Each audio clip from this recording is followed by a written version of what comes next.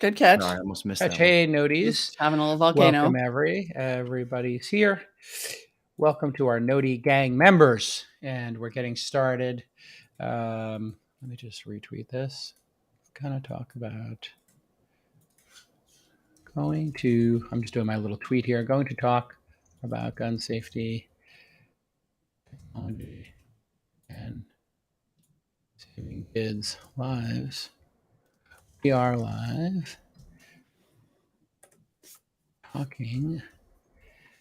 Saving kids' lives.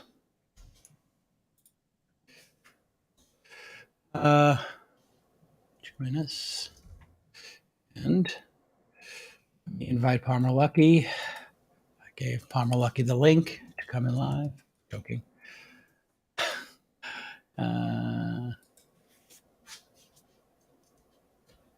Here we go. All right, everybody. I just did my tweet, and welcome. We're going to have, we'll start with a little bit of real talk today about a school shooting. I have thoughts. So welcome, everybody. Give a thumbs up. God, 55 of you are ready.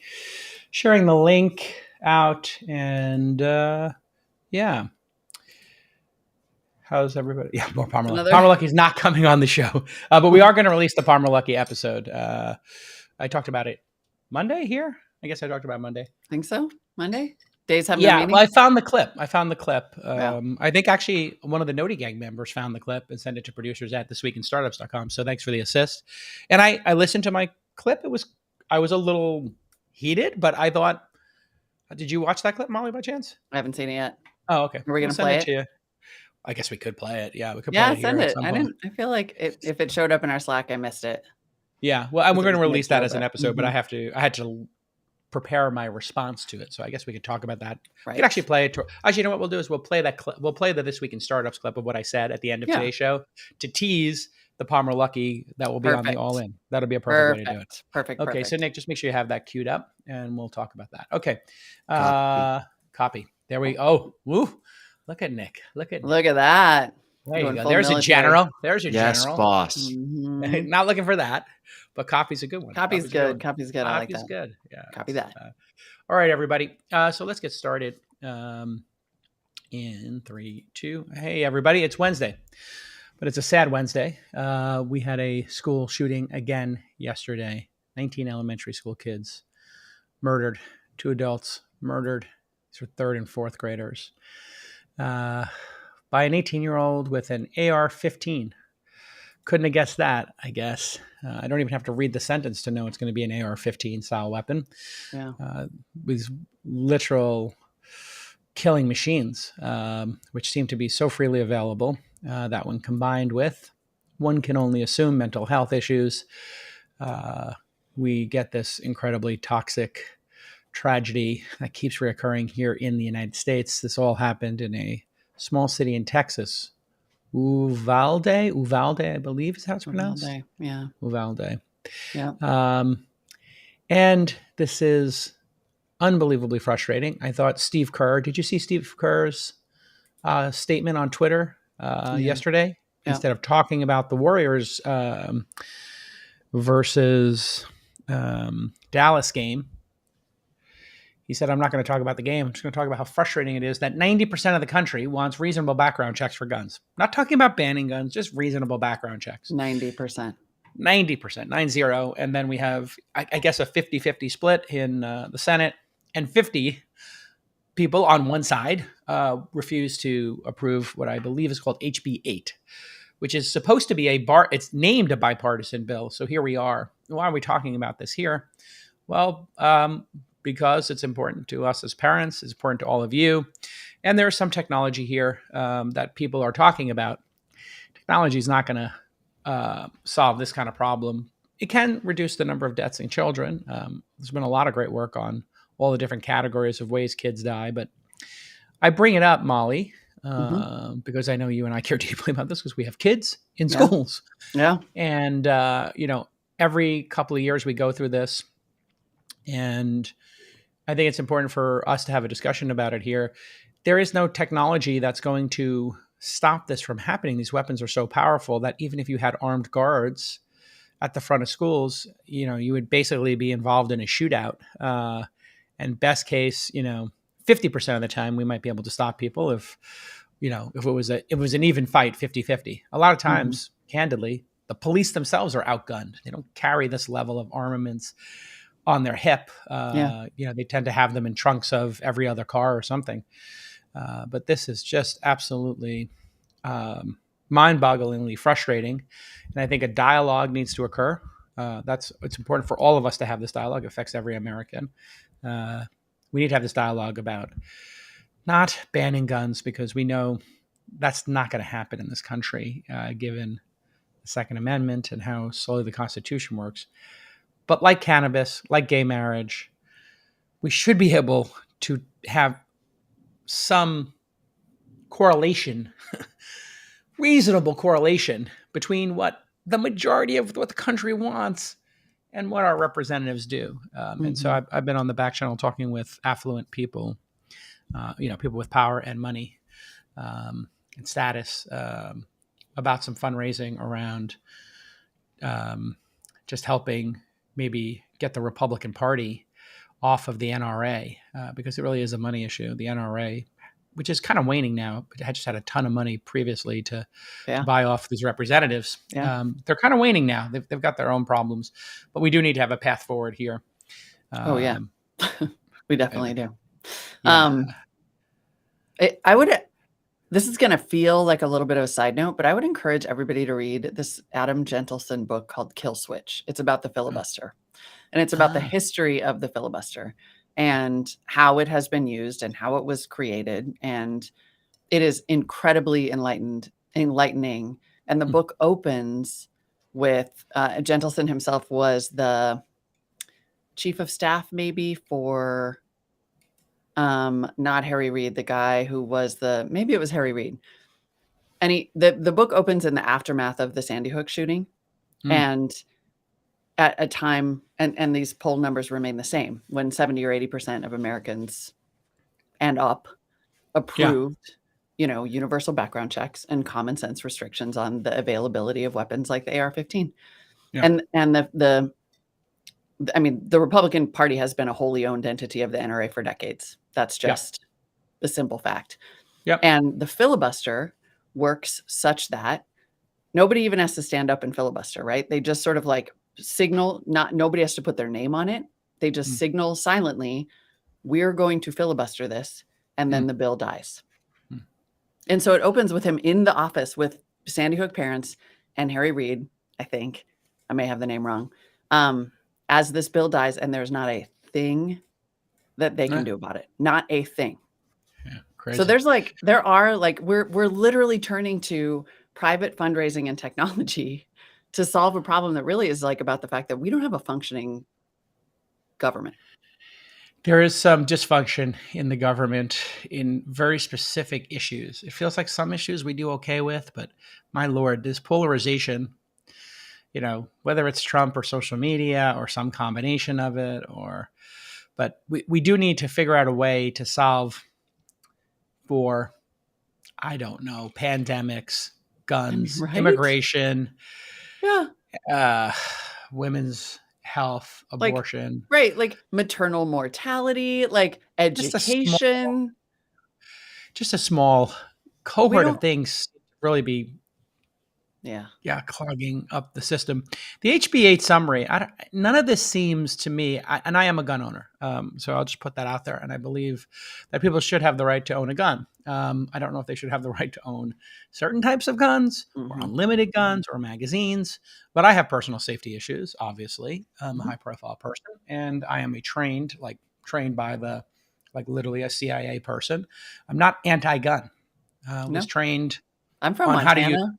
I am from Montana. I do not want to. I was raised to believe that we shouldn't live in a country where only the cops have guns. Fundamental. Right. Perfect. And so I'm assuming you're not for an all-out ban on guns, but gun control. some restrictions, I think, Yep. if I were to summarize. So there 100%. you are. We're both, I guess, most people would say we're left leaning.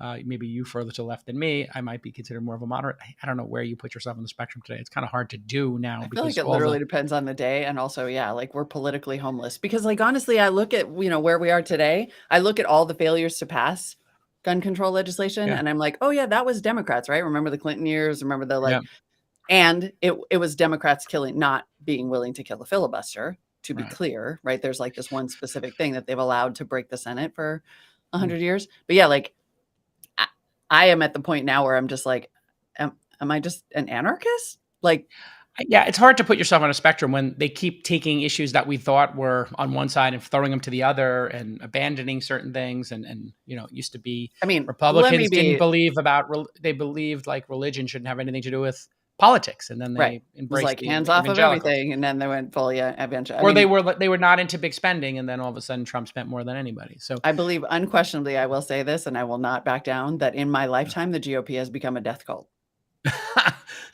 They do have some really extreme views. Let me just be clear, not that one. I'm not that one. Yeah. So you're definitely not in that one. Death cult. So but there's I just think it's actually good for people to failure. Maybe we can, so much failure. How do we and just to look at HB 8. Yeah. As a quick summary, establishes new background check requirements for firearm transfers between private parties. These are unlicensed individuals. Yeah. There are some places where people can sell guns to each other. Does not seem like a great idea. And neither do these gun shows, and neither does there not being a background check in certain places. So specifically, it's prohibiting the firearm transfer between private parties unless a licensed gun dealer, i.e. somebody who would take ownership of this transaction, manufacturer or importer, first take possession of the firearm to conduct a background check. This seems like a really good idea. Who's against this? I don't know. It seems like maybe 10% of the, sort of extremists on the gun control issue are against this concept. I don't think any of us want somebody selling out of the back of their car or at a gun show a firearm to an 18-year-old with mental illness without just checking, does this person have mental illness? Does this person pass a background check? This is a very simple concept. We have mental illness on the rise to a level that maybe the people who wrote the Constitution and created this great country of ours, maybe they didn't anticipate this level of mental illness and this level of firearm efficacy. Like these things. We're going to come to the point where I push back on the mental illness thing, but keep going. Okay, that's fine. Yeah. I know that some of these people are, racist. Some of them are evil people. And then it does seem like this is a cohort of young, typically white, video game, introverted, kids who, and so there's a lot of things. I'm talking about the mass shooters. That's an easy out, right? Because we are not an outlier. And somebody actually, I've been using these exact words and somebody responded to you on Twitter. We are not an outlier in America when it comes to mental health. We don't have more mental health issues here than any other country. Right, of course. But we do have this. We do have more guns. Yep. But we're not going to. So in the chessboard, the way I look at it is there's no way to ban the guns. If we can't even get gun control, reasonable background checks in place, I think getting to banning guns is just never going to happen. So I'm kind of looking in a pragmatic way of if we can't ban them, diagram. Something what can we do? Right. Just with this ultimate frustration, it does feel like mental health in almost all of these mass shooting cases is a piece of it. So what's the downside of having more mental health services or background checking people when they buy something like this for mental health? We do check people when they buy fertilizer because we know we can build fertilizer bombs. There's some period of time, I guess, after 9/11 and Oklahoma City bombing that we thought about these things. Maybe people buying large amounts of fertilizer, we should there used record that or report it in some way or track it, trace it. We had an assault weapons ban in the United States for a decade, for 10 years. So we have data. It reduced gun deaths. Yeah. The prohibition does not apply to transfers or exchanges or gifts between spouses in good faith. So that, I guess, makes sense. And it passed the House March 11th, 2021, but has not been voted on by the Senate. Anyway, this sparked a discussion for me about just how are our kids dying? So, sometimes I like to just open up the aperture because if we are going to put resources towards something, we should put it towards things that we get the most bang for the buck, that we get the most efficacy out of. So somebody on Twitter just told me, hey, school safety drone company, 1 to 2 drones patrol campuses 24/7, trained to identify and flag suspicious behavior and weapons. Upon flag, swarm of drones released to harass suspect until police arrive. Who's in? I applaud the idea, or any idea. No bad idea. I'm sorry, Jason. Can you read that slower one more time? Yeah. So a person named Colin Schlivert tweeted at me, Palmer Lucky, and the Chamath Freeburg Sachs and another VC saying, school safety drone company, 1 to 2 drones patrol campus 24/7, trained to identify and flag suspicious behavior and weapons, i.e. using some kind of AI. Upon the flag, a swarm of drones released to harass suspect until police arrive. Who's in? Again, I applaud all ideas, no bad ideas. And maybe someday this could possibly work. It's obviously not going to work now. Palmer Lucky responded very quickly. Schools are statistically safe. This would provide very low benefit to cost, even if it worked perfectly. He would know he's building these kind of drones. It takes a lot more than 1 or 2 drones to surveil a school. So technically not possible right now. I'd have to agree with that. I don't know if a swarm of drones are going to stop a mentally ill / evil deranged school shooter with an AR-15. With an AR-15, yeah. And with, who knows how many clips and the capacity of the clips. That seems to also be an issue. Yeah, I mean, when you have seconds. It takes seconds to slaughter a classroom with this gun. Yeah, it's a very, very powerful, fast gun. It's meant to kill people. Like, let's be honest, it's not a hunting rifle. No, absolutely not. Yeah, and the reloading is a key issue in all of this. Like, and you can get these 30, 40, 50, 60 clips for these different guns. Different states have different rules about it. Like, the magazine size actually does matter. And I don't know any reasonable argument for needing to have more than whatever a standard clip is, 6 to 10 bullets in a gun for protection or safety, self-defense, hunting, sport. Like, you don't need 20, 30, 40 bullets in here. If you do, it's because you're in a wartime situation or you're going to murder a bunch of people in a mass shooting. Mm-hmm.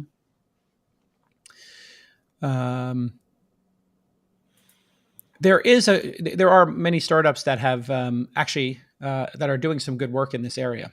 One of them is I believe it's called ShotSpotter. I had looked at it as an investment. My producers will tell me if I'm correct in this name in the chat, but it triangulates, Molly. They have it actually in Oakland and some other areas. It will triangulate through sound, microphones, where the gun was fired from, and then police get an alert. Not that a gun was fired in Oakland or San Mateo or San Francisco's, Pac Heights neighborhood. It'll tell you the street. Does Citizen use that? The Citizen app? I think Citizen uses something similar to that. Because sometimes you'll get an alert in Oakland that's like, gunfire detected over here or whatever. I think that's when somebody calls the police and say, I heard a gunshot or a car, but this AI and triangulation service is able to tell, like, it happened on this city block. And the other one that's really, I think, going to make a big difference is having IDs on guns, where each gun is ID'd in some way. Now, this is super polarizing, but it would help you track guns. And then the other one is obviously like fingerprint technology, or somehow having the gun aligned with the person who owns it, i.e. the police officer. So if you were to wrestle a cop and take the gun out, you wouldn't be able to actually use that gun. So there are some technologies here. Drones are not going to do it. I mean, even before a drone, we have open schools. Putting a fence around schools, like in New York City, we have very large fences, but that's because people wander into them and they're on the street. I'm not sure you're stopping somebody even with a 10-foot fence. If a person wants to shoot up a school, they just put a ladder up against the fence, climb the fence, and they're in the school. Or when you let kids in the school, they just follow them in, or they shoot them when they're going into school. So, I think that's not going to be a solution. But this led to a discussion, I think, where Palmer Lucky responded.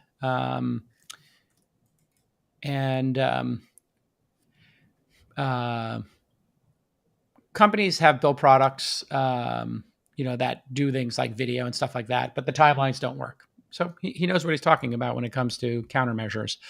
These school shootings take place in under 10 minutes, I think, typically. It would be interesting to see the statistics on that. And, most of the deaths are going to occur, sadly, in that period of time. So it's very, I think, even getting a video early, maybe it makes a difference in a city. I'm not sure in a rural area, if the police are 20 minutes away, if it makes a difference. As Palmer Luckey says here, the issue isn't finding active shooters; it's delivering death to them in time to matter. Which is everybody's got a phone on them; they can dial 911. You got to kill the person in order to stop the shooting, where they have to run out of bullets or kill themselves. This is where I jumped down the rabbit hole. If saving children is the actual goal, there are better areas to tackle. Far more children die of pools, for example. And I had heard that statistic too, and I believe that to be true until I did a little research. It turns out that things have changed over time. And then I saw this New England Journal of Medicine study, which we'll just pull up this one chart. And I think this is important too, to look at. Maybe you could break it down for the audience that's listening, Molly. I mean, every other form of death in America for children has gone down, except for firearm-related injuries and motor vehicle crashes. Motor vehicle has gone down precipitously. It's gone down, but look at but it's creeping up, right? If you look at this line, you can see that it has the declined. Last little one ticked up, yeah. Sorry, I'm sorry. I was just looking at the sort of 2018 to 2020. This chart goes but yes, 20. If you look, this is the last 20 time, years. Over right, 20 years. Yeah. Over 20-year period, most forms of death have stayed roughly the same, and firearm related injuries, and it is notable. There's one other that went up massively: drug overdoses and poisoning. Drug overdoses and poisoning. But look at the time frame in which that happened, by the way, 2019 and up. Yeah, it's right. Like there's like a huge spike in both of those in the last 3 years. So COVID combined with fentanyl, I would say, is probably the trend of those two things popping way up. And that probably means that people, there might be some mental health issues here. So some number of the firearm injuries are self-inflicted, tragically, and the overdoses are, I think, probably largely. Like we should say, suicides are a big number. Suicides are a big part of that firearm-related injury number. So, and then if you look at heart disease, drowning's actually been slowly trending down. I think this is because people have gotten rid of high dives, and I know this sounds silly, but like those kind of high dives and slides and stuff like that were removed from pools were removed for a reason. Insurance had done the tables and said, this is how people die in pools. And slowly over time, people don't put them in pools. And slowly over time, people remove high dives and diving boards from pools and stop people from diving in pools. And I bet you cameras also help this. But I did look at a series of startups, interestingly, Molly, in drowning space. There were two specific ones. My producers will grab the names of them and put them in the chat. One of them was in Sweden, I believe. They were putting cameras in public pools under the water. And then the lifeguard would have an iPad, and it would show the number of seconds somebody was in the underwater for using computer vision technology, and then make them turn, from green to blue to red or whatever, and then flash and then an alarm. So if somebody's underwater and they can hold their breath for more than a minute, you would get this. And it's called Angel Eye. And we'll just pull that up there as a project. And I think that this is a great place to look for startup ideas. I'm going to make the transition from gun shootings and like our legal system, which is the cause of this problem here in the United States. There's no doubt about that. But this is This Week in Startups. And I think there are noble pursuits here. And I think these drowning systems could reduce drowning to almost zero. Because if cameras become that cheap, computer vision becomes that cheap, to throw a camera in a pool, even a home pool, to alert you when somebody's underwater for too long and set an alarm off, then when you have your kids in the pool and you happen to look down at your phone or the doorbell rings and you answer the door, I like have abject moments of panic when this happens. I make the kids get out of the pool, or I make them hold hands and I do a buddy system. But like even the 30 seconds I run to open the door to get the pizza and then run back, I'm in abject state of fear because I know about drowning being such a fast occurrence, having been worked on an ambulance. And, the other one was very interesting. It was a Bluetooth headset that you wear like a tiara almost like Wonder Woman's. She has crown? It's like a crown, but it's parent or the kid. The kid wears like a little crown, and it goes across your forehead to your temples, and then it has a little thing. It's like a headband, is the way to say it. But Wonder Woman has not like a crown that sticks up. She's got that like band. Yeah, it's like a forehead. It's like a forehead band. It looks pretty cool. We'll call it a headband. So iSwim Band is a Bluetooth enabled sensor. And I said, oh, what does it do? The Bluetooth band, and we'll show a picture of it here. Very interesting. I almost invested in this company. They were just a little too early for me. But I might actually relook at it because now I'm remembering it. But it was a little bit big in the first versions, but kids in a public pool would take them, put them on, and go in. Now, the Bluetooth doesn't signal you, Molly, interestingly. I was like, oh, so it signals you when they've been underwater? It says no. What it does is Bluetooth doesn't work underwater. So when the Bluetooth connection dies, it's one of two situations. Oh. It's been underwater for a certain number of seconds, or the battery's died, or Bluetooth has failed, the Bluetooth connection. So with Apple, this thing would be going off all the time. Hopefully it has an Android receiver. Unfortunately, producer Justin points out it looks like that startup maybe didn't make it. Hardware is hard, and getting kids to wear this would be hard. It looks a little dorky, but I think like this in the startup graveyard might be one to look at again. I thought the computer vision underwater would be a simpler, more elegant solution. Yeah, I really like the cameras. And I think the cameras could work above ground too, by the way. So I think somebody could just take a standard Nest drop cam and build software that when it sees somebody go underwater, it knows they're underwater, it knows their last location, and it waits for them to pop back up, and it knows the number of people in the pool. So even if it just told you there's 6 people in the pool, now there's 5, or there's 6 people in the pool, 3 are underwater, 3 are above water. Just think what that does for a lifeguard in terms of just giving them a little more insight into what's happening in the pool. And then just my idea was to include a spotlight with it. So you have like a mechanical spotlight. If somebody is in the pool, it could, or you could do this with AR as well. I mean, imagine AR glasses that showed the lifeguard or the parent who was in the pool and how many seconds they were underwater. With an LED system, the water just got a whole lot safer. Angel Eye Lifeguard. So okay. Well, That's so anyway, not what I needed today. Woo! That was very loud sound. But anyway, here's we can play the video maybe without sound. But as you can see here, this system looks incredibly sophisticated.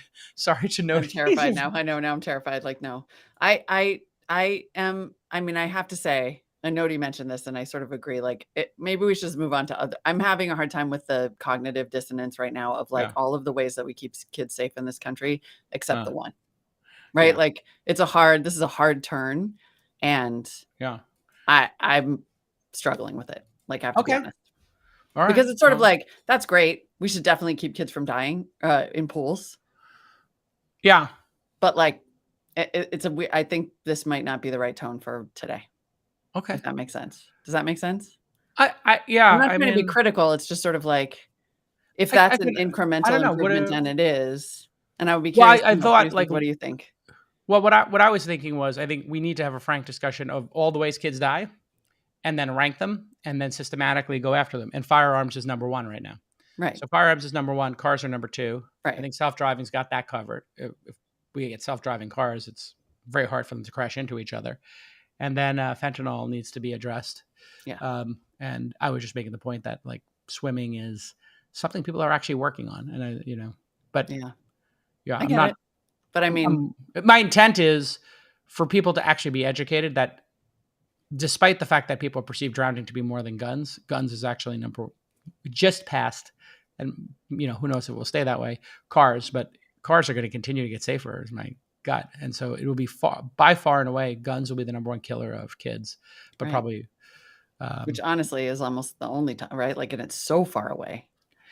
It's pretty far up there. And it isn't, and I don't mean to suggest it's something that we can solve on this show or that the tech industry can solve. Like, but I just that's definitely a disclaimer that we're not going to solve it. Yeah.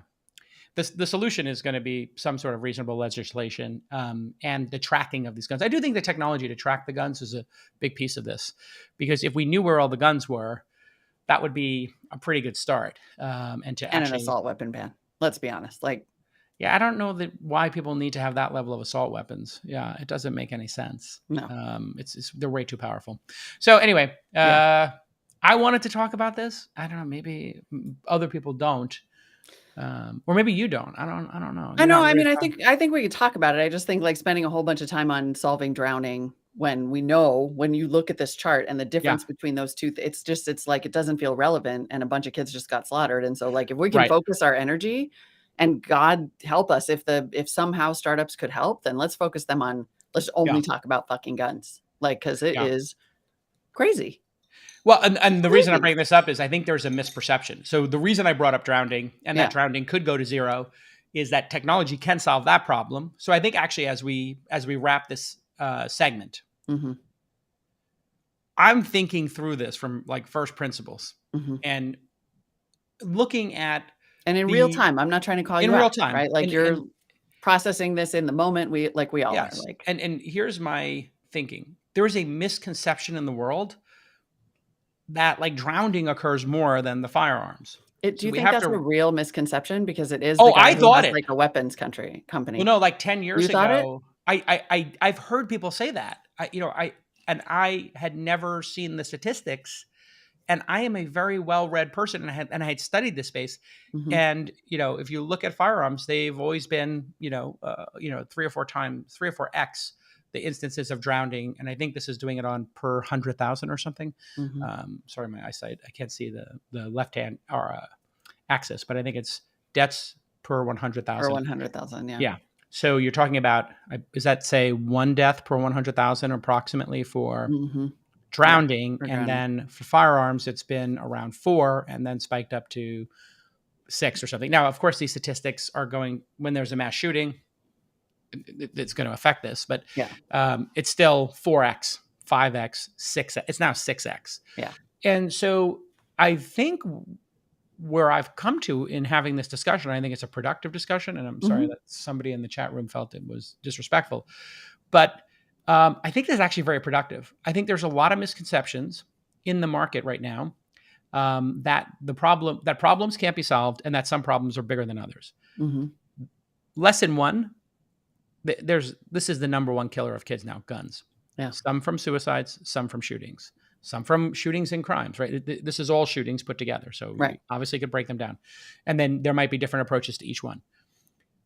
There is no technological solution, is the other factor here. There's no technological solution to solving mass shootings of kids. There's not a technological solution. Right. There is a solution to getting people to where the firearm was and tracking firearms and making it so police firearms, are triggered.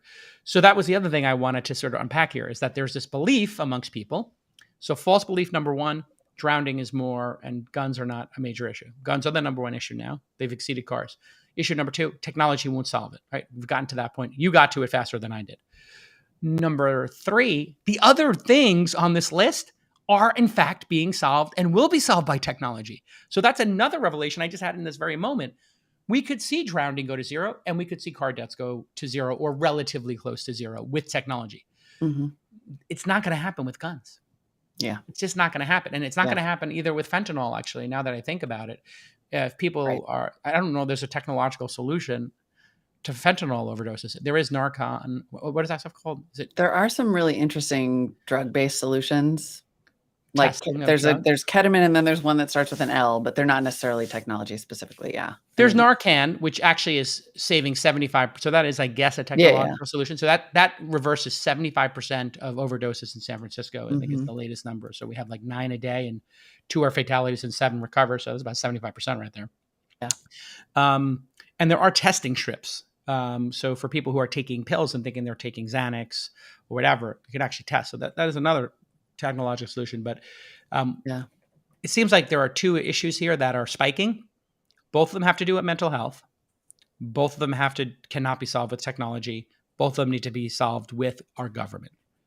Yep. That's the bottom line. Fentanyl, mental health, and gun control. These things, there are no technological solutions. And if you have one, please speak up. But I can't think of one. Right. So I think that wraps this up nicely. I'm sorry if people felt it's too soon, but this is the way my mind works. Yeah. I immediately go to a solution. really analytical person, and you're like, what can I solve and what can't I solve? Right. And I respect that. I think there's a lot of value in going down that road. And I am not trying to call you out. I think I was feeling like we were spending a little much time on the pool and it was starting to be like, we may have strayed kind of far from the issue. I respect that too, Molly. A truly terrible issue. It's a terrible issue. I think your wrap up, like, it makes perfect sense. There is shit we can solve, and there's shit that we need help solving. And the government has to do it. And the government has to do it. We need to get some number of these 50 senators to just listen to their spouses, their family members, their constituents, their children, and just take a long, deep look in the mirror. Is the NRA money worth it? And is reasonable gun control, if 90% of the country want it, like, why wouldn't you just take the win? We have to give them a path to winning in this reasonable gun control, not banning. Once you say banning, this becomes unreasonable and becomes a binary switch. I want to ask you, make it a rheostat. Can we just make it a slider? Like, let's just add something that maybe reduces it. Can we try? Can we experiment with the gun ban and just try? I mean, please. And gun buybacks. There was just a really successful program actually where they literally offered people gas money to turn their guns in. Great idea. And got a ton of guns, right? So like we could raise a ton of money for buybacks maybe, right? Like let's get your rich friends raising money for buybacks. I want to ask you a question as a master negotiator, because I did see a political commentator say, for decades, literally for decades, Democrats have been saying, we're not trying to take your guns. We're just talking about reasonable regulation. Yes. That has not worked at all. So like, what if we said, we're going to take your fucking guns because that's it, right? Like, we've tried reasoning with you and there is no conversation that you ever have with your spouse or your friend or your pastor or whatever that gets you there. So now we're taking all your guns, and that's the proposal. And then do you end up backing out in an assault weapons ban? Like, I'm just like, the messaging has not worked. So do you take, I think there's been both. I think there's or not. I would not escalate it that way. Yeah. I would try to build consensus around the mental health issue, because I think we can all agree on that, because we all have kids. We've also seen what's happened during COVID. We all have seen people we know or even experienced ourselves mental health. So it's kind of like, COVID has made it worse. Like, we do need a Marshall plan. I think those two spikes are mental health. So like, I think Marshall plan for mental health. However, when you take a mental health spike and add in more guns than there are Americans. Yeah. So what's happening now, this is the perverse thing with the dialogue. The people who are gun enthusiasts, not reasonable gun control folks, but the enthusiasts, they believe that, let's say it's, I'm making up a number, 10% on each side. 10% of people want to ban the guns permanently. We come to your house, we take your guns. You have no more guns. Not allowed. We change the Constitution. Then there's 10% on the other side who are like, I can buy whatever I want, as much as I want. I'm not an evil person. I'm a responsible person. And it's in the document. I get to have them. Mm-hmm. If those two groups of people are the ones controlling the dialogue, and the dialogue they're controlling is actually exacerbating the problem. The people who are like, we're going to get your guns eventually, and they're vocal about it. We want a ban on all guns. Why do you need a gun? And those are driving the sales, because people are anticipating that the AR-15 will be banned. So every time a shooting happens, the next day, and this will happen, we'll see it in the next 2 weeks, you'll see a bunch of stories, this happens every time, that AR-15s are sold out. People go buy these guns after these instances because they know there's a chance that instance, remember the Vegas shooting? How many people died in that? 40 or something? 50 something. It was 50? Mm-hmm. Like, after that, gun sales went through the roof because they know that the dialogue will be re-engaged. So as a negotiator, I think we have to say, we want to stop people who have mental illness from acquiring guns. We just want this standard federal waiting period and every person to go through a background check, full stop, period. That's it. And my idea on it would be insurance. And an assault weapons ban. Like, come on.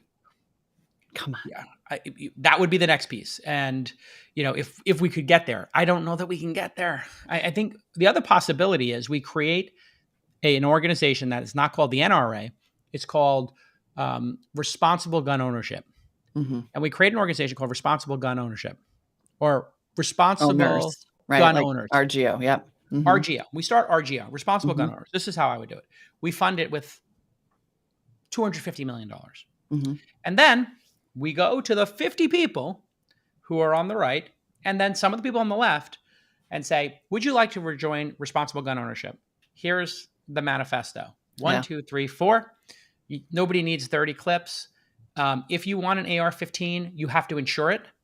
And you have to insure it based on the number of deaths that have occurred from this gun, right? That might be reasonable or something that could happen. And then we start giving money to people. Yeah. And you just out-donate the NRA.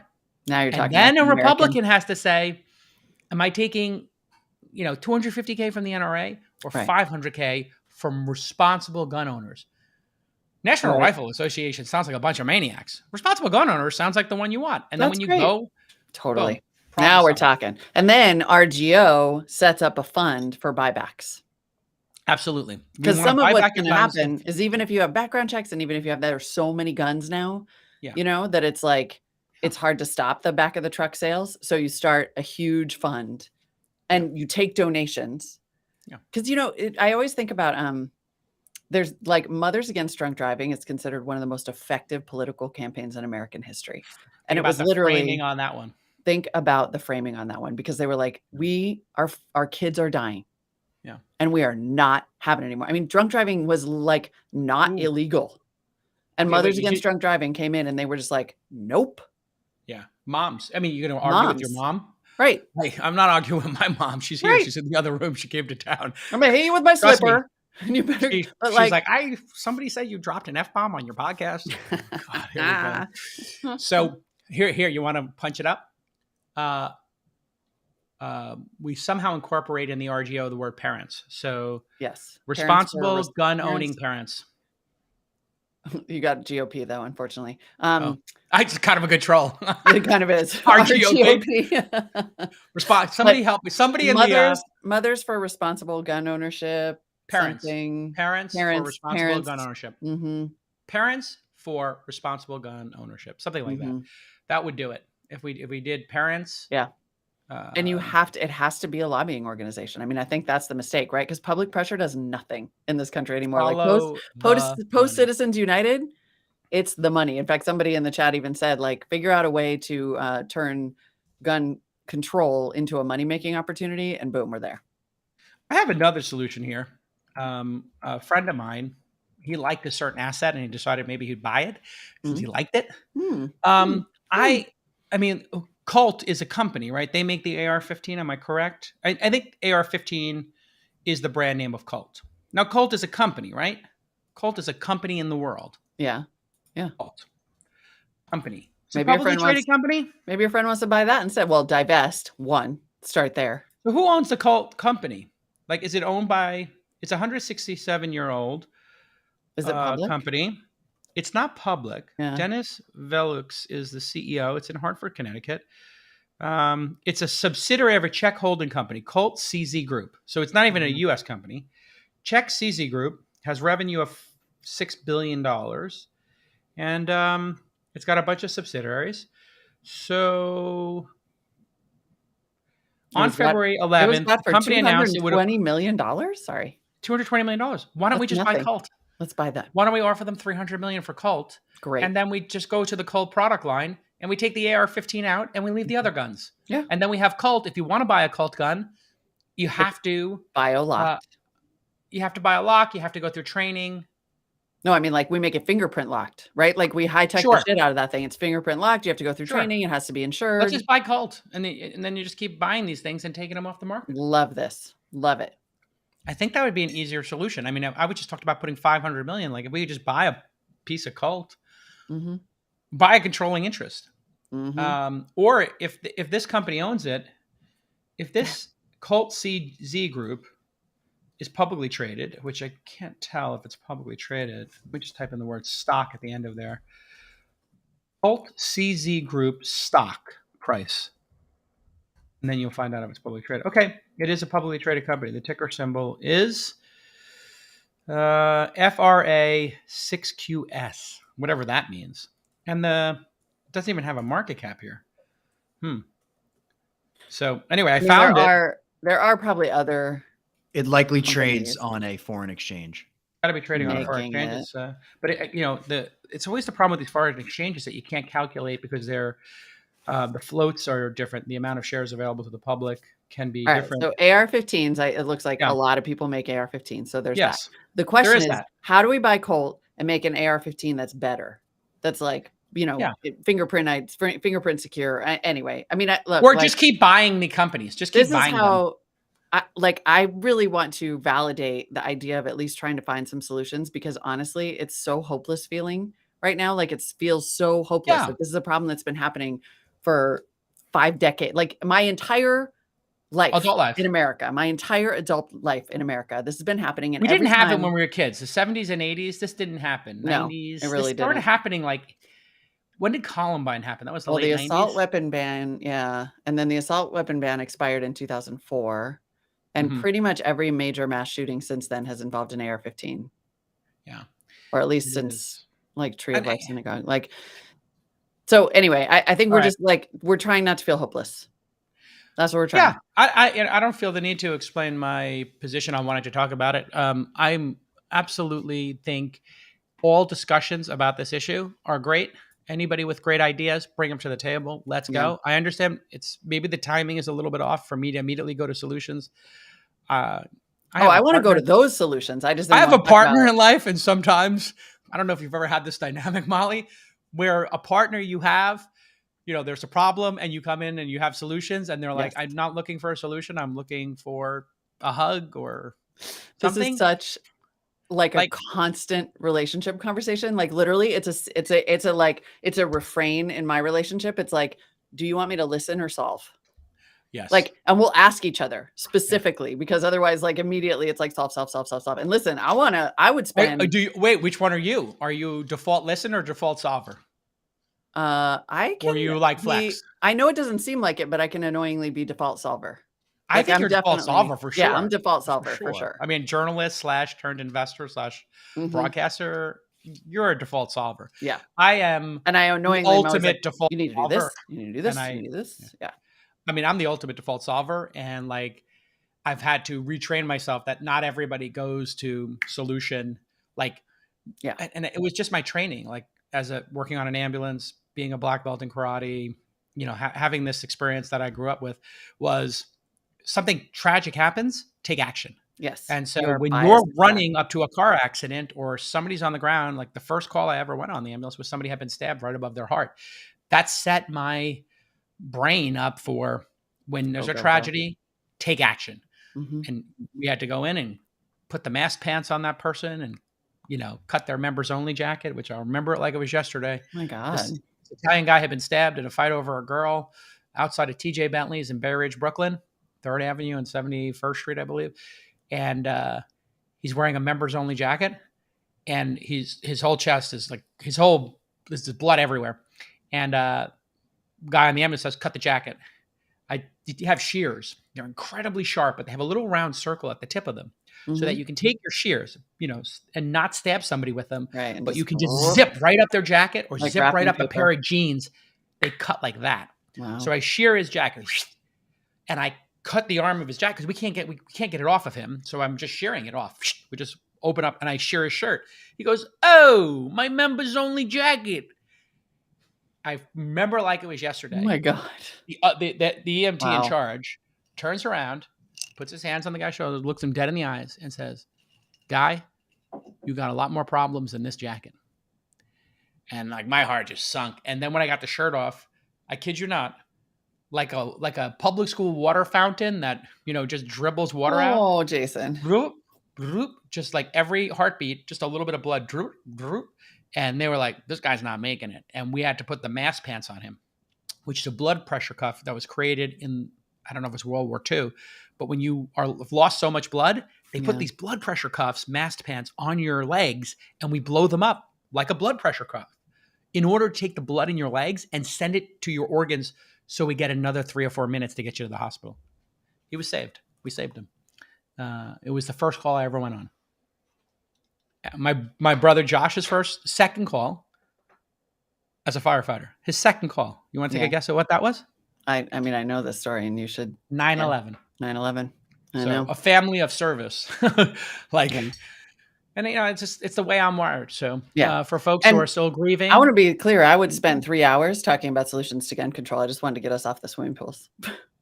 Yeah. I went down the swimming pool rabbit hole. I'm just like my version of action oriented is like only the big thing. Like every other noise goes away.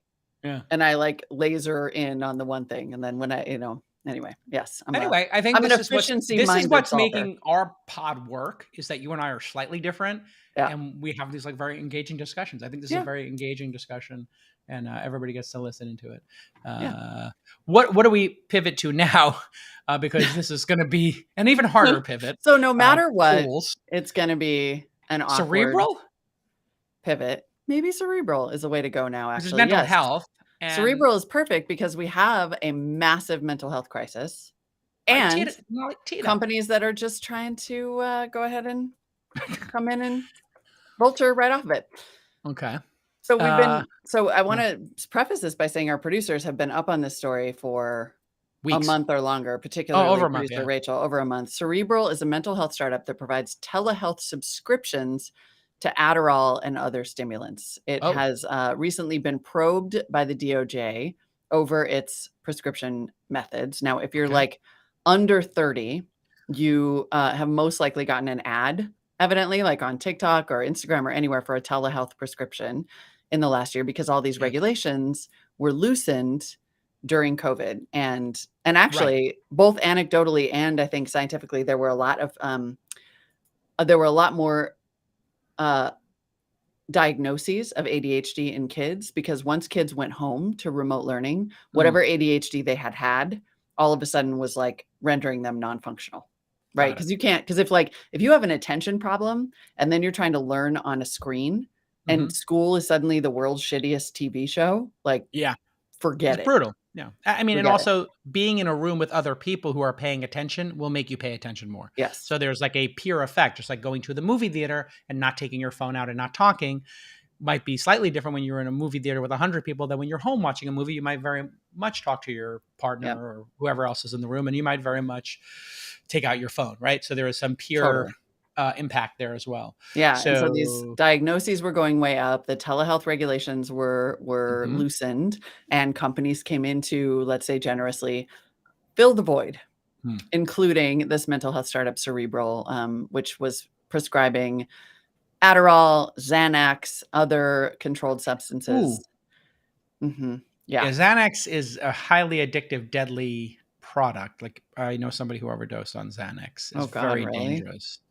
Yeah, like when I was a kid, somebody who had depression and they had a Xanax prescription, but from what I understand, I'm no doctor, but in that instance, I was educated that it's highly addictive, and it, it could basically kill you if you take too many Xanax. And it's recreationally a very popular drug. I mean, I've been out and seen people offer each other a Xanax and have a cocktail, which seems like a really dangerous idea, because it calms people down and it makes them, And in moderation, it can help people. And the same with Adderall. It's highly abused. It's a Schedule II drug, but it can, really help people with ADHD. But basically, I think what happened is that Cerebral, and, we have some experience with this, made it just absurdly easy to get these prescriptions. Like it was like the ADHD pre-screening behavioral questionnaire takes 2 minutes to go through. And the questions are like, how often are you distracted by activity or noise around you? Always? How did you guess that one? That reminded of me when I took my gun test in California. The questions were so obvious that I didn't read the book. The guy's like, you'll pass it. You don't need to read the book. Just go over there and do it. And I looked at the book. Somebody had put a little dot next to the right answers. I don't know if it's the owner of the place or whatever, but anyway, there was one question that was like, what's the proper way to store a handgun? And it was like in a locked box with the gun in one lockbox and the bullets in another lockbox. Another one was holding it in the air. Oh my God. holding it towards the ground in a holster. And I was like, well, gee, process of elimination. I'm guessing waving a gun in the air or the ground is not a great idea. A holster seems pretty reasonable, but my gosh, a lockbox seems the most reasonable. So I'm going to go ahead and go with A. I'm going to go with A. And literally, those were all the questions. I got like 2 questions wrong. And the questions I got wrong were about the caliber of guns. And they had, some questions about what were the caliber of different types of guns. And I was like, I have no idea like what the caliber of rifles are versus whatever. I mean, I did subsequently. So it's these those questions, kinds of I saw a chat log Mm-hmm. of these questions Mm-hmm. and answer from somebody who knew somebody Mm-hmm. who did it. It was a joke. It's a joke. Like an absolute joke. Yeah. Do you ever lose your keys at home? Oh, Adderall for you. Like what? Okay. Oh, okay. Do you feel anxiety is keeping you from focusing at work? So, yeah, I do. Yeah, Yep. Have you met my boss? It's like, well, let me Xanax, Adderall. Is it Tuesday? Okay, yeah. I need some Tuesday, Xanax. yeah. Wednesday, Thursday, Friday, no problem. We're sliding into the weekend, everybody. Okay, so Julio time. So it's so easy. So the DOJ announces this investigation, and at that point, then Cerebral board members replaced the CEO, Kyle Robertson, who was also a co-founder. He controls 3 of the 7 board seats. I mean, this is just a majority, fascinating, but close. Did not attend the meeting where this was decided, so they snaked him. As producer Justin says, 1 point for governance. They cut his access to Slack without advance notice. He had not agreed to depart his role as of Tuesday of last week. He's contesting the outcome of the election, if you will. And he has claimed that it was illegal, and he said he's being made a scapegoat for the company's issues. So it's turned into this huge drama with this guy, Kyle, sort of refusing to leave. Dr. David Mao, the president and chief medical officer and a board certified psychiatrist, which Kyle Robertson is not, will now take over the CEO position. And they're sort of just trying to do whatever they can to move past this. But it's a mess. It's a mess. There are probably a class of drugs that are not abused or don't have as much abuse potential that people can responsibly do telemedicine for. And in a pandemic, sure, it's responsible. You probably want, as a psychiatrist, before giving psychiatric drugs, to be doing, at the minimum, a video consultation. But my understanding is these were just chat. They were not video. Mm-hmm. So I think one of the producers knows somebody who knew somebody. Audio. You do call. Who did this. You do a call. Mm-hmm. So, I mean, if one of the producers wants to explain what their friend told them, I'm okay with that. If they don't, that's okay too. But I know one of our producers had a friend who did it and had a good experience, or had a seamless experience. But a way too good experience. It's a chat log, and then a phone call occurs. Mm-hmm. Is that right? But that's my understanding. Who's that, producer Justin? Yep. So, producer Justin, you had some experience. A friend of yours had an experience with this and related to you. It's a chat. Yeah. That's very easy to answer the questions, followed by a brief phone call. Basically like a type form survey, and then followed up by schedule an appointment, like a Calendly link, basically like that. And then you go through some verification as to who you are with just license uploading. And then, then a phone call. I think sometimes it is a video call. I'm not sure what it is for. I wonder how long the phone call is. Like a 5-10 minute phone call or something. The phone call usually less than 30 minutes from the few people I've talked to. Yeah, less audio than 20 in most cases. I would say if this is not video and doesn't have one in person, you probably, unless it was in a very rural area where it was super inconvenient to get there, this scheduled drugs, maybe a little friction would be better. Yeah. It's, it's really interesting because it arcs right back to the top of the show, which is what problems can tech solve? It seems really, we tend to sort of want to be well, we're in this pandemic. There are growing mental health issues. They are real. Kids are being diagnosed with ADHD because they're failing at school and with remote learning, and people have anxiety for very real reasons Mm-hmm. will come in with telehealth and like make this easier. And then in some ways that's great. And in other ways, maybe there should in fact be more friction. Like producer Rachel points out, her sister is 17 and could totally steal her ID and fake this. Like if we had electronic medical records that this could connect to, like there are services now that are doing, prescribing ketamine for treatment-resistant depression. I know somebody who's doing this company. There's I think there's one Mind Bloom. I do too. Mind Bloom. Yeah, Mind Bloom's one. There's another one, and they're doing ketamine lozenges, right? Which I guess help with depression or something and anxiety, but I don't think it's without cost. So you know, if you're doing it regularly, first of all, oh, is it expensive? Yeah. I think it's valuable that it's expensive, but also like I sort of feel like in that case, if it's treatment-resistant depression, they should be able to access. I mean, I know we have like shitty electronic health records in this country on top of everything else, but imagine if you could sort of interface with those health records and say there's a verifiable history of this, and if there's not, then you need to see a doctor in person. Yeah, I think a counselor in a lot of these situations is critically important, and a counselor that is specific to you so they can get a read on if this is an abuse type situation or it's a legitimate use of the drugs. If there is like some super downside to it, I don't know how Mind Bloom works, if that requires an in-person consultation or if it's all virtual. But I did hear from somebody who's working on that MAPS organization, which is like the pro psychedelic MDMA that I think it's Portland. Well, I'm sorry, Oregon is going to approve psilocybin, the active ingredient in mushrooms for PTSD therapy and stuff. And that MDMA is going to become next year federally, possibly prescribable for therapists and couples therapists and PTSD and all that stuff, which is actually where it originated. So if you don't know MAPS, that's the Multidisciplinary Association for Psychedelic Studies. And I met the person who started at some point, and then my friend Tim Ferriss, there's a name drop, has been donating a bunch of his Uber windfall to different organizations. I think John Hopkins is doing a study for him. I don't know. I think it's MDMA. So I think those two, MDMA, aka Molly, and psilocybin will be the first two to be at therapists. And I think they're going to specifically work with an interesting beachhead market, the VA.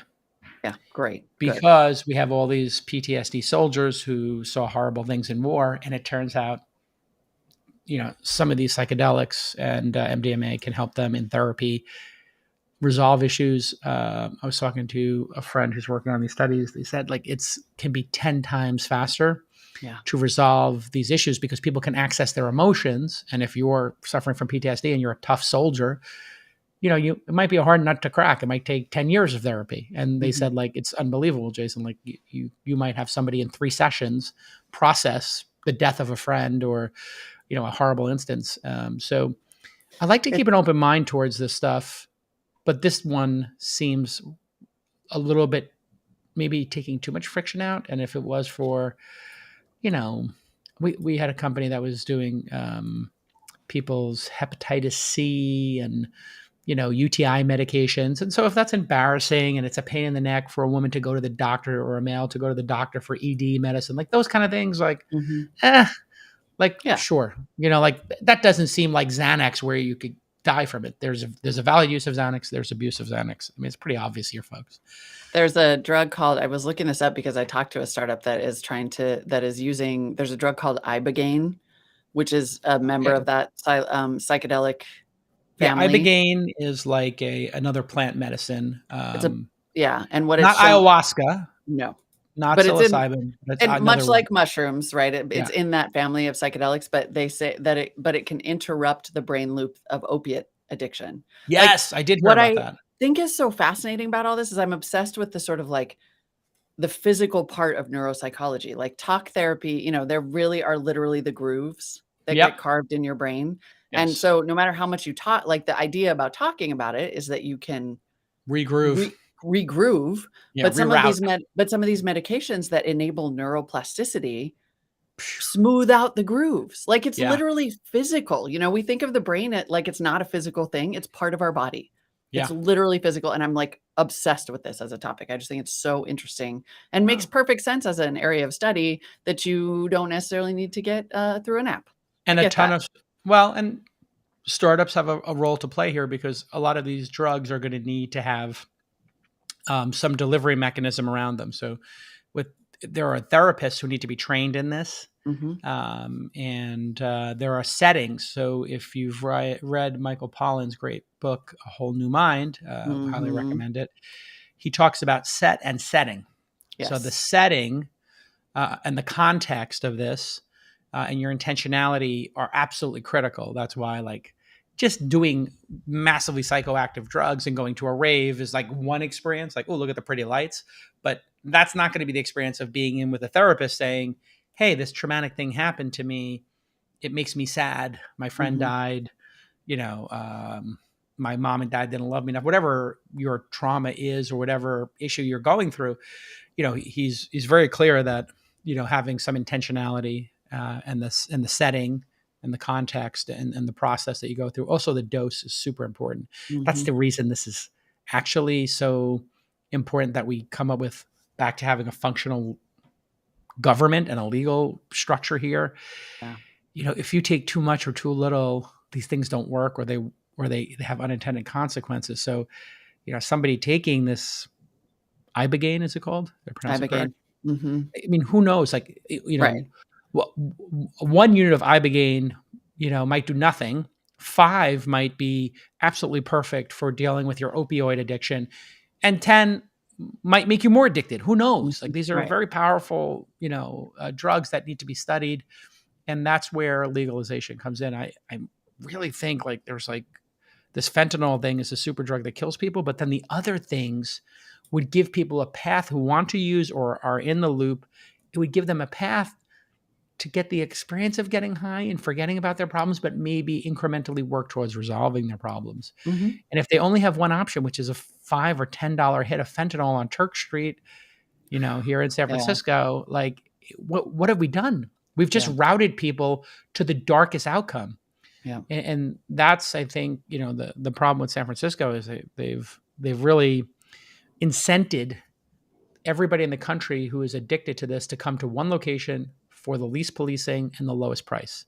And it's a really hard thing. That took a turn. Well, I mean, everybody in the country?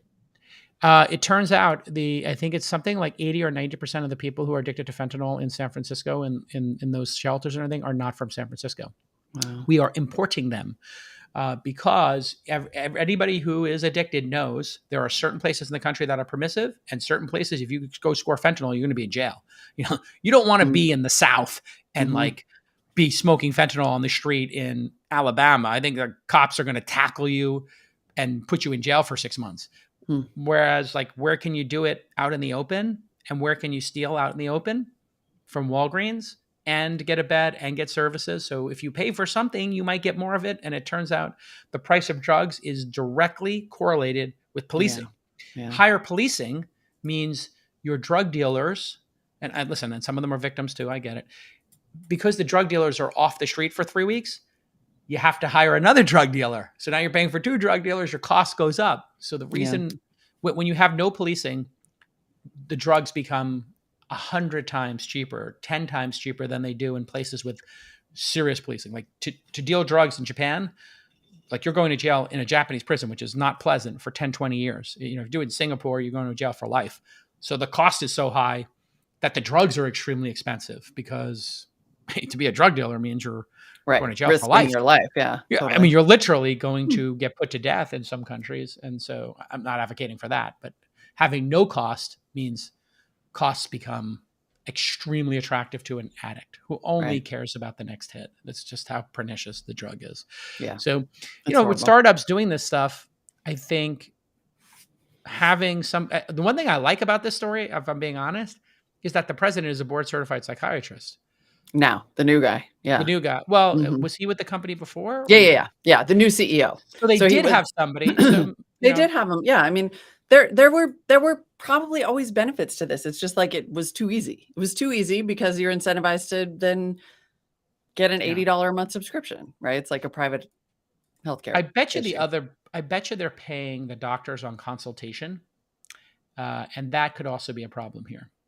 Because if you're a doctor, the quicker you get off the phone and do another prescription, you get more payment. So the incentive could be problematic here. Right. Maybe a solution is the doctors have to be full-time staff, getting a full-time salary, and not be paid based upon it's gig work. I have a feeling this is gig work. So it's like an Uber driver is going to drive, sadly, Uber drivers, Lyft drivers, DoorDash drivers, sometimes they're unsafe drivers because the time is money. The faster they drive, the more drives they can do, the more money they make.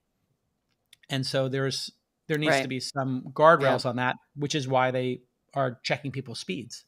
Right. It's sort of like, I feel like that's phase 2 of, because the pandemic, they loosened restrictions on telehealth, which was really important and saved a lot of lives, and you had to get people access to health. And then phase 2 needs to be, if you're operating a telehealth company, what are the rules? And maybe some of those are the rules. Like you can't have gig work or you can't have commission, right? Like there shouldn't probably be commission. And I'm not saying that they have this, but if they did, there probably should not be commission, say, on how many people you sign up for your Adderall subscription. That's obviously going to be a distorting mechanism that you don't want. So I sort of feel like phase 2, if we had a functioning government, would be to come up with some rules on how these things should operate. I mean, one of the nice things, like when you go to France, is they've really thought this through. Like if you want to get a Z-Pack, if you get the flu or whatever, they're like, you can buy that over the counter. The pharmacist can just consult with you. Right. And so when I was there, I had a cold. I was like, I got this kind of like symptoms. I don't want to get graphic. And he's like, well, what color's your phlegm? And I was like, oh gosh, this is really graphic. Right. But anyway, he's like, yeah, Z-Pack is for you. It's viral or it's not viral, whatever. I guess they can tell from some of these things. Breaking news, as we wrap the show, Jack Dorsey has stepped down from Twitter's board today. The board was meeting today. They had a shareholder meeting. I don't know if that means they're releasing their results, because I thought during this transaction they weren't going to release results. They said they would stop releasing results. But it seems like, does it seem like it got kind of ugly though, this meeting? Like evidently he was accused of backstabbing his own Twitter board, by helping Elon Musk as shareholders met. Like I can't tell if this was like a rage quit or if he was always intending to quit, but it sounds like it was not. Sounds like it may have been a slightly pointed. He was going to quit when he was going to resign because when he came down as CEO, I think there was some natural tension happening between Square's product roadmap Block's roadmap and Twitter's, i.e. payments. And in the Elon Musk plan that people have covered in the press, there was talk of payments being a significant portion of that. If Jack is doing Cash App and Twitter has their own Cash App, he's CEO or on the board of 2 companies with the same thing. This similar thing happened with Eric Schmidt, who was on the board famously of Apple, and then launched and bought Android and launched a competing product. And then he was like still on the board for a minute, but Steve Jobs was not pleased about it. All right. So there's your show for Wednesday. We got through it. It's not easy to talk about these topics, but I want to be able to talk about the hardest topics possible. Thank you, Molly, for participating. I know it's not easy sometimes. Thank you, audience, for rolling with us. I mean, look, we're all real-time processing together, and hopefully we can extend each other that grace, because we need to. We need to do it. Let's have the hard conversations. And I didn't get to the Palmer Luckey video, but I will. This is not like Jimmy Kimmel with Matt Damon saying, we couldn't get to Matt Damon, but we'll get to him next show. You know that bit he did forever? I know, totally. So it's definitely not that. But tomorrow, I promise you, at the end of the show, I will go over absolutely the Palmer Luckey saga. And that episode will be released on All In, and I will release the This Week in Startups tape here and get Molly's reaction to it. But are you up on it? Did you read they made a little synopsis for us. So if you haven't read it, they'll give you the synopsis, which has like the timelines. I'm on it. Oh no, I'll be up to date. Just want to make sure you're up to date while we don't you worry the context of what happened. I'm all about the prep. Yeah, it's good. It's gonna be a dishy week to come. Well, that's the big debate right now. Should All In release should All In release this with me having a comment at the end of it, or should we release it here?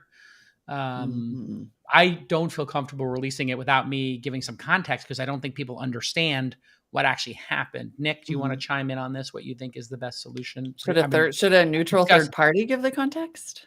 I don't know.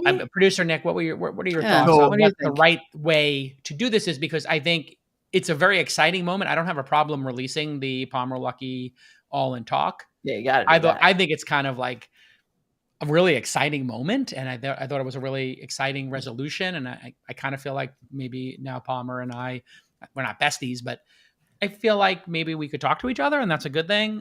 He's doing important work in the world. But what do you think, Nick, is the proper way for me to put context around this? Because there needs to be some context, because I don't know that people understand why I said the things I said, and we certainly didn't get there without spoiling the episode in our discussions. What do you think is the best solution? Do you want me to come on camera? I just started my QuickTime. Sorry. Up to you. I was just getting ready. But I mean, I want to leave it in the show, obviously, this week, this episode this week. Sorry, I was just as a little thing at the end here as a teaser. So what do you think is the best solution? Yeah, I shared my thoughts yesterday with you guys, with the besties, obviously. So when this was happening, I was up in the control room, and I was like, my immediate thought was like, why would Jason say that? What's such a terrible thing to say about someone? What was happening at the time? Why would he say something like that? Right. And Palmer doesn't really explain the scenario of what was going on. He says, I donated to this Hillary thing, but in my head, I'm like, as I know you, the one thing that's constant about you is supporting founders relentlessly. So I had this crazy cognitive dissonance. Like, what? Like, was he just like a crazy person? Because that was obviously before I got to launch. I'm like, that sounds insane. Yeah. And then after doing all the digging and the research and hearing the context of what you said, it was, I used the word satisfying, not satisfying that, obviously people could decide who's right and wrong in the situation, but satisfying in the sense that you're like, okay, this makes a lot more sense now. What I will say is the context makes sense. It helps so much. And I actually think it makes it an even better episode because it's almost like a Tarantino movie. Like you get to the end and you're like, oh, here's actually how this all started. And it's a good kind of tie up for the whole thing. So let what happened at All In Summit play out. And then I come on and say, here's the context. Here's the clip where I said what he quoted.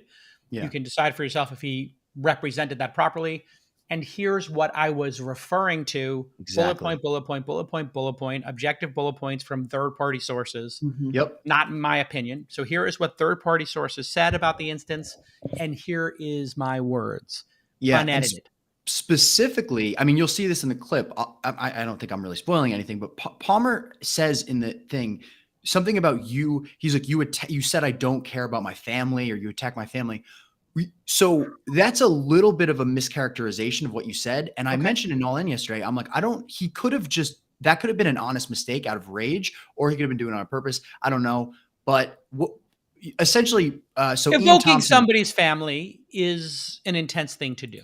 Right. But he was like, you said, I don't care about my family. Right. Right. I believe that's what he said. I have to double check. And I did not say that. I said something completely different. The intent was different. And you not only said something different, you actually so Ian Thompson was on the show from the Register, journalist. Great. Awesome. He's miss Ian Thompson. We should have him on. Yeah, we should have him back on. He's amazing. And he was saying, he makes a point right before you say that. He says Oculus just lost a ton of customers after it came out that he was like funding this shit posting farm, right, or whatever it was.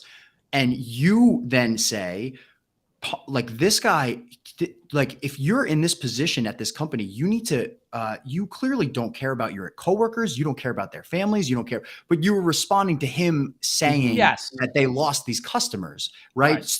Meaning like, okay, they lose the customers and then maybe they get less funding. Maybe some of them get fired. You got to think about the ramifications of your behavior, because it doesn't affect just you. It affects also people's families. I wonder, in a producer brain, is it better to set that all up before you play the Palmer Luckey thing? Because I worry that if you come out of it and it's you, that it might sound like a little bit of a rebuttal, especially like a defensive. Yeah, I mean, I think it'll be on you to make sure it doesn't sound defensive, because you had such a nice moment on stage. Yeah. So I'm almost wondering, just as an exercise, if that context is better set up at the beginning. Like, hey, you're going to hear a lot in this interview. before you go in, or if that then predisposes it kind people of to be biased ruins the against what he surprise says. of what happens in it. Yeah. So I think it's almost I think like you have to do it after, but you got to I almost wonder if someone else should set up the clips than you. possible. Yeah. Or just be aware, right? Be aware that you don't want to my make it sound plan like now you're was- coming on and contradicting everything he said after you had that nice moment on stage. Here was my plan. Yeah. I obviously was taken back by what Palmer did and said. And I didn't remember exactly what I said, but I do remember some of it. So I went back and I thought it would be helpful for all of us as we resolve this issue and put it to bed to just hear exactly what I said and the context of it, just so you know. And I know that this could come across as defensive, but there is context that's important here because people listening to this episode might not understand what he was talking about. Right. Totally. And so since people might not understand it, here's just 4 basic facts of what I was responding to. And here's the unedited tape. You can decide for yourself. I know this might come across as defensive, but I would like actually to put this to bed for both of us and we can both move forward. And here's just the extra context in case this was confusing. And again, I know this might come across as defensive, but I really am just presenting this in the spirit of putting a bow on this and giving everybody a tight resolution to what occurred. And I wish Palmer Luckey all the success in the world. And to be fair, you were somewhat mischaracterized, which is also fine. But if I say that, now it looks like, like I was mischaracterized. They will. You can't say you were mischaracterized. They can go ahead and Chamath can be like, so no, the other totally besties aren't going to be on it. They don't want to do it.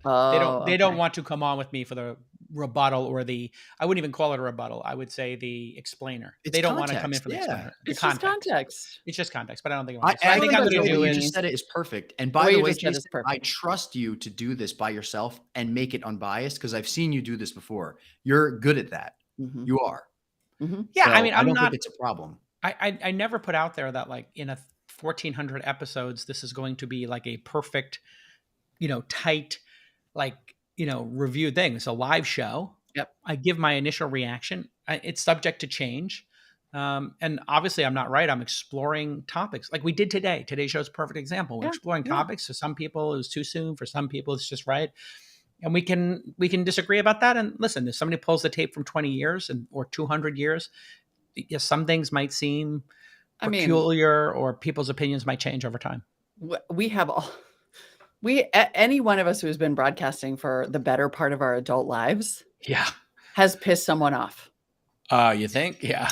I mean, you got a list. List. I mean, I also trust you to make it as the way you just said it is perfect. I totally agree. And I can't believe those weenies aren't going to come on with you.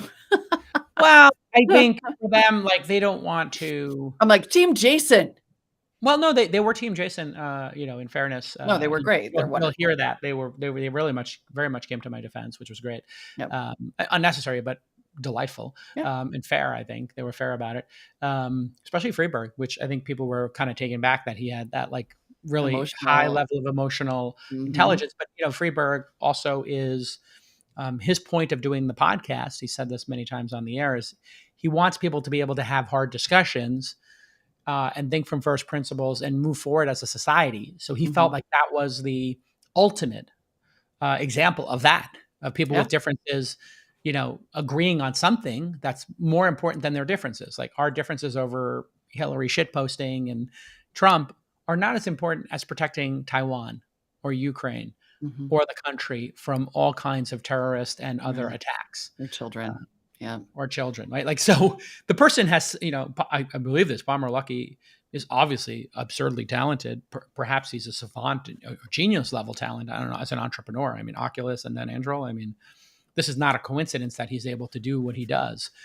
He's obviously super talented. So in a way, it's more important for society, for the two of us to kind of be able to look at all the good things he's doing. And if there's things we disagree about, we can disagree about them, but hey, we need to move on and solve real problems in the world. And so that was always my intent. Anyway, great show, everybody. Wait, before you go, I have one short thing to say that I thought was the most amazing thing from it. So obviously Palmer going up there, as you said before, it took some guts to do that at your house. Totally. Some stones from that guy. And then it was funny. There was a lot of murmuring going on while everyone was like, oh my God, is Jason going to come out? Is Jason Is he okay? Do we need to get this guy off the stage? All this nonsense, right? Are his brothers going to kill Palmer Luckey right now? And yeah. I'm like, is my dad going to get a murder charge? Yeah, I'm like, can we call the mayor? Make sure the mayor's on speed by in case anyone gets arrested. No, but I'm like, yeah, I was like, I think I told my dad, like, take it easy, cowboy. Like, he doesn't need to go off the stage. He's fine. And there was someone next to me, and they were like, "Oh my God, what's going on?" And I'm like, "I guarantee you, I would bet my life, Jason is going to be the first person out the door on that stage." Because they're like, "I don't know if he's going to come out. What's going to happen?" I'm like, "I guarantee you, he's the first one out on the stage." Oh, I couldn't wait. Of course, you go right next to. I was like Mike Tyson getting in the ring. I was like, "Let's go." Like, I was like, "No, but not." You weren't looking to fight. You were like, "Okay, let's talk about this." Like, I clearly said some things, and you felt this way about it, and let's have a discussion. And it was amazing. That is my. For me, when I say like Mike Tyson or Conor McGregor, like being in that debate is something I would absolutely cherish and look forward to. I mean, I wish I had a moment like that every year where somebody disagree with me and we could just, really go at it and debate it. Like I invited the people from XRP on the pod, Brad. And I have known him and I see him socially sometimes, but he doesn't want to come on the pod. And I want to have that debate. Is XRP a security or not? Some people just don't want to come on and have a debate about stuff. And I kind of feel like it's, it's a missed opportunity. It's a missed opportunity. I like that we had a little debate today and, a deep, important discussion. Like to me, the rest of my day is I'm going to have more energy. Yeah. I'm going to be more intellectually stimulated. Like this is a great. You got a couple ad reads to do. Oh, no. Go with the ad reads. Oh God, this show is so successful. I gotta raise the price of the ads. The ads are too cheap. They just keep selling out. Keep adding days of the week. We're blessed. All right. We're blessed. We're blessed. We got, you know what? And the partners, they're great partners. I enjoy reading the ads. I'm excited about swag. Sorry. I'm excited about swag. Yeah, those are a couple of the ad reads today too. So basically what we're going to do is show a couple of the submissions from listeners and then how we mock them up. Good. Swag.com. It's really cool. Oh my God. /twist. Swag.com. Everything I buy now is /twist. /twist. Absolutely. DonJulio.com/twist. The good stuff, the good bottle. My sock to compliance. All of it. Oh, get your sock to compliance for your Don Julio. Absolutely. My Dell entrepreneurial coaching. All of it. All of it. Rivka /twist Rivka. Rivka, you get the Dell latitude. So good, Rivka. I'm gonna start with permission. I will do ads in the character voices. If there's somebody, just for the partners on the program, if you'll allow me to, I'll do Christopher Walken. I'll do Trump.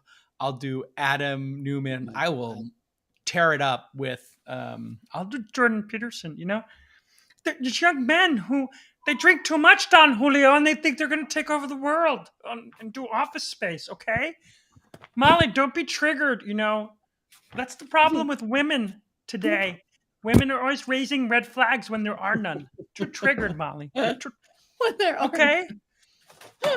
Women don't want these jobs, Molly, science jobs. Did you ever think about that? Men are doing dangerous jobs. I mean, how come there are no women undersea welders? Why did so many women even respond to that thread? That was just baffling. Like, ladies, move on. I just love that. He's I mean, how many women are bricklayers? Why don't we talk about that? And I was like, okay. Okay, Jordan. God. I love Jordan Peterson. He just gets...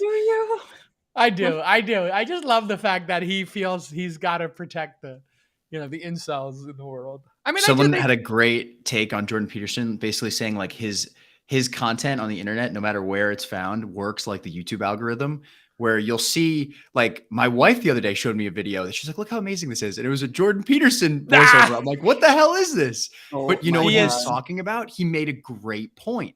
He was talking about how he makes some good points. It's in the first 4 years of your kid's life, those are like really special years. You can never get those back. Right. Yes. You know that video? I know the video. It's like the inspirational video. He's absolutely right. Totally. Like, no, Alex. You have 4 years when they're children and you're never getting them back. Yeah. They're developing. And she's like, look how amazing this is. And I'm like, yeah. You know who that guy is? You'll never get them back, Molly. And it made me sad. I was like, oh my God, my 6-year-olds. I missed the first 4 years. I was like, I did not miss those 4 years. I was up changing diapers. Right. But then you click 2 more videos and you're like, Don't say they, them. You're like, oh shit, how the fuck did I get here? That's how he does it. That's how he does it. He does. Yeah. And then he's like, one car video. My kid watches one car video. The next thing you know, like, whoa. You know, this hilarious. It's please a quick scale. Please don't include this. Please, I beg you. Don't. No, this won't be the Jordan Peterson. Oh God, okay. Just for noties, I'm only doing Jordan Peterson. Aren't they lucky? Lucky noties. All right, I'm going to do like Jordan Peterson arguing with the waitress about the specials. Well, why don't you tell me the price? You know, you're going to surprise me on the bill? Is that some covert female aptitude? No, my boss told me just to tell you the specials, but not read the price. I would rather include the price, but it feels kind of awkward when I do. But the double stuffed veal chop is $42, and it's kind of 2 veal chops. So I don't know if that's a good deal or not, but I don't eat veal. Well, of course you don't eat veal. Gosh. Okay. You're a woman, for God's sake. Oh, God. Women don't eat veal. 98% of the veal eaten is by men and boys, seriously. In fact. Rachel's like the range. Sorry to trigger everybody. The range of this live stream. It is really live stream. She didn't put live stream. She put live stream. It is kind of a live stream. It is just it is like a live stream at this point. That's a great. Either that's a great troll or it's a great Freudian slip. It's basically a live stream. It is kind of basically is. All right, we'll see you all tomorrow. Bye bye. Okay. Bye guys. Bye. Intro. Oh, intro. Here we go. 3, 2. All right, everybody. Serious topic. I mean, totally. Maybe take a minute. Yeah, you got a code switch. Oh Lord, all right. Live stream. 3, 2. Okay, everybody. There has been a tragedy in the world. Sadly, another school shooting, and we're going to talk about that and some of the misperceptions about what technology can solve, what it can't solve, and then also how our kids are dying, because there's some misinformation out there, Molly, about what's actually killing our kids, and it's has a lot to do with the last couple of years we've been through. So I think it's an important discussion. It's a hard discussion, but I'm glad we had it. It is. And stay with us. We're going to cover a lot of ground here. We're going to do a lot of processing in real time, and we're going to pull ourselves back from the brink occasionally. And I really encourage you. Everybody is just trying to understand, ourselves included. So roll with us through it. It is a tough conversation. It's not easy. Yeah. And we are trying to counter the hopelessness by talking about whatever solutions we can come up with at this point, you know? Yeah. And then we'll move on to some startup news. Mental health startup Cerebral is getting probed by the DOJ because apparently it's very easy to get Xanax and Adderall through a telemedicine option that they have been providing. Yeah, an overcorrection to one of the many crises in this country. And then finally, just briefly, a breaking story, Jack Dorsey stepping down from Twitter's board. It's going to be a hell of a show. Let me put it that way. Yeah, it's a heck of a show. Yeah, stick with us. Heck of a show. Stick with us. Important show. All right, let's save it. Good. Great. Good. Oof. Okay, May 25th. Heck of a show. There you go. Heck of a show. Heck of a show. Phew. We didn't even get to Peloton charging me $5 more a month. Yeah. What is that? I'm like, what? I'm like, another $60 a year? I'm calling this What the Fuck Wednesday. What the fuck? Yeah. Also, I'm so irritated with Barry. What are you thinking? Why aren't you prioritizing? When you're about to run out of money, I guess you either charge more or, I don't know how many more people are buying Peloton. I mean, man, make that subscription service available today. I'd get probably the tread and the bike. They have so many Pelotons in storage right now that are not being sold. Right. Like they have so much extra inventory. They should just open a gym and just let people use them. Charge rent. Actually. Charge gym prices. Become Equinox. It's a good idea. Netflix Social Network and Peloton the gym. Yeah. Okay. This is uploading. Jason, don't forget to do those ads. Okay. See you later. Bye.